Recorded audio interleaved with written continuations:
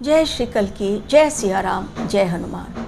Shri Narendra Modi 74 years के हो गए और उनका तीसरा कार्यकाल बेहद सस्पेंसफुल अब भी है और आगे भी रहेगा। वो हमेशा अचानक निर्णय लेने के लिए बेहद मशहूर हैं। हालांकि उसकी प्लानिंग वो काफ़ी पहले से कर चुके होते हैं, लेकिन अचानक से वो निर्णय जब सबके सामने आता है तो लोग भी चौंक जाते हैं कि बिना किसी को बताए अचानक से उन्होंने इतना बड़ा फैसला कैसे ले लिया।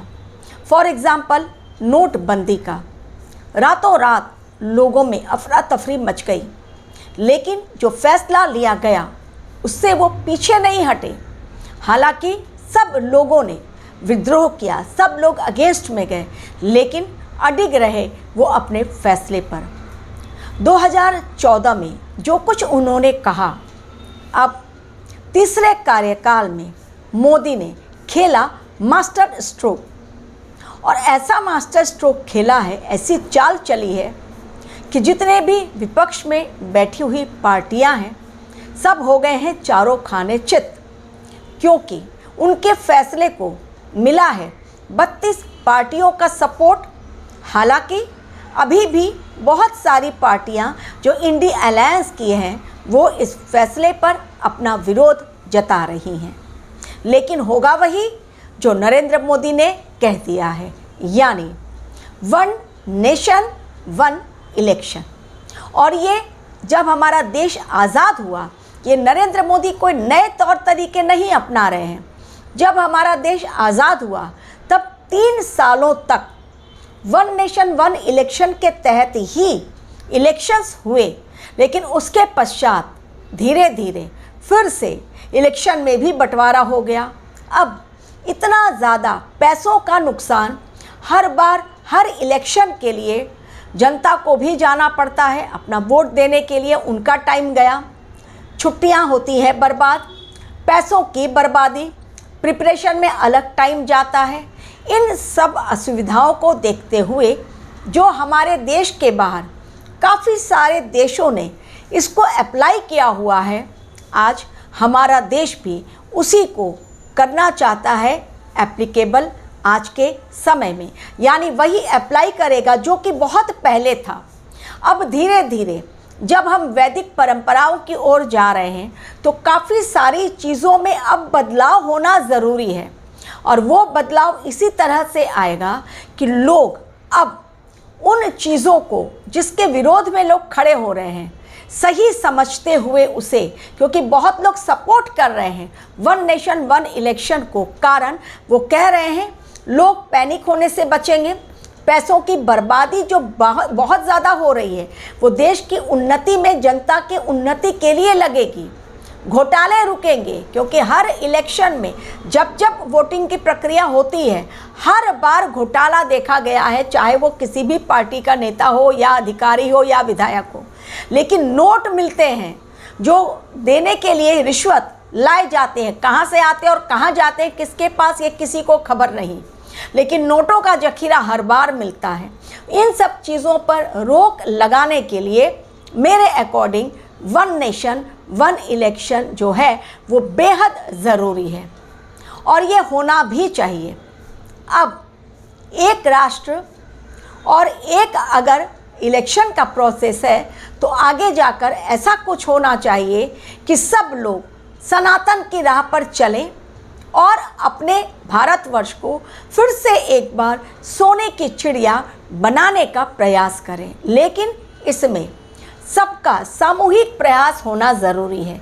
ये नहीं कि कोई अमेरिका में बैठकर चाइना की पैरवी कर रहा है और झूठ कह रहा है कि हमारे देश में मेड इन चाइना प्रोडक्ट्स बिक रहे हैं, कोई ये कह रहा है कि चाइना ने हमारी ज़मीन पर कब्जा कर लिया है, कोई हमारे ही देश की बदनामी बाहर जाकर अपने विषैले वाणी के द्वारा कर रहा है और दूसरे देशों के सामने हमारे देश को नीचा दिखला रहा है। ऐसा नहीं होना चाहिए। अगर ऐसा होगा तो फिर टुकड़ों में जिस प्रकार पाकिस्तान बट रहा है, जिस प्रकार बाकी देश बट रहे हैं, उसी प्रकार हमारा देश भी फिर बटेगा, और जबकि ये होने वाला है नहीं, भगवान कल की इसे होने देंगे नहीं, क्योंकि ये ऋषि मुनियों की ज़मीं है। ये धरती जो है, धरती माँ, प्रकृति माँ, भारत माता की जय केवल और केवल हमारे देश में हम लोग कहते हैं। तो सनातन की पहचान, भारतीय संस्कृति की पहचान केवल और केवल भारतवर्ष के द्वारा। तो अगर सनातन को बचाना है तो भारतवर्ष को बचाना है, और अगर भारतवर्ष को बचाना है तो वन नेशन और वन इलेक्शन को भी लाना है।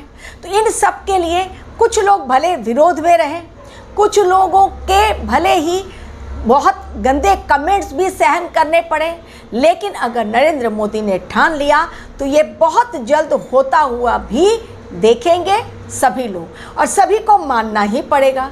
क्योंकि अगर सरकार उनकी है, सेंट्रल में बीजेपी बैठी हुई है, और बीजेपी के जो उनको सपोर्ट किए हैं जो दल, वो लोग भी एनडीए की सरकार अगर जो फैसले लेगी तो उनके जो सहयोगी पार्टियां हैं उनको भी मानना पड़ेगा, और जो 32 पार्टियां सपोर्ट कर रही हैं तो वो भी ज़रूर सपोर्ट करेंगी। हालांकि विरोध में कुछ लोग हैं, लेकिन धीरे धीरे लगता है वो लोग भी मान जाएंगे।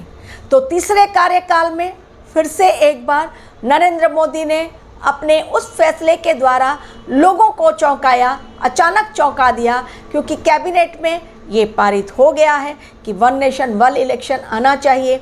अमित शाह ने भी बोल दिया पब्लिकली कि ये हम लोग लाने जा रहे हैं।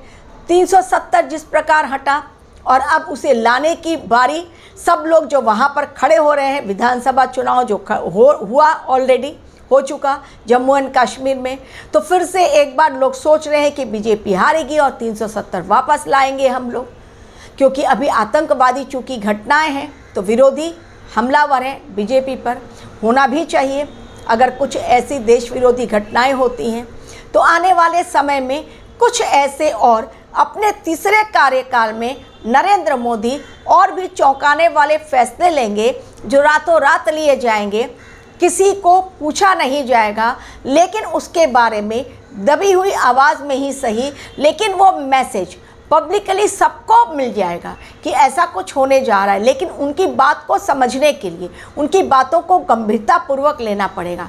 केवल उनके ऊपर आरोप बढ़ देंगे तो फिर उन्होंने जो कहा वो किसी के ध्यान में रहता नहीं है। दरअसल ये वन नेशन वन इलेक्शन की बात उन्होंने 2014 में ही कही थी, लेकिन 10 साल चूँकि ये आई नहीं बात, तो लोगों के दिमाग से बातें निकल गईं। तो आने वाले समय में फिर से एक बार बहुत ही अहम और कड़े फैसले, कानून में भी कुछ बदलाव करेंगे नरेंद्र मोदी ज़रूर। तैयारी शुरू कर दी है। पीओके भी बहुत जल्द हमारे देश में आने वाला है, क्योंकि वहाँ की जनता बहुत ज़्यादा बेकरार है, बेचैन है भारतवर्ष में आने के लिए, यहीं पर रहने के लिए और यहाँ की संस्कृति को अपनाने के लिए। लेकिन पीओके कितनी जल्दी हमारा होता है उसके लिए अभी थोड़ा सा और सस्पेंसफुल टाइम है, चल रहा है।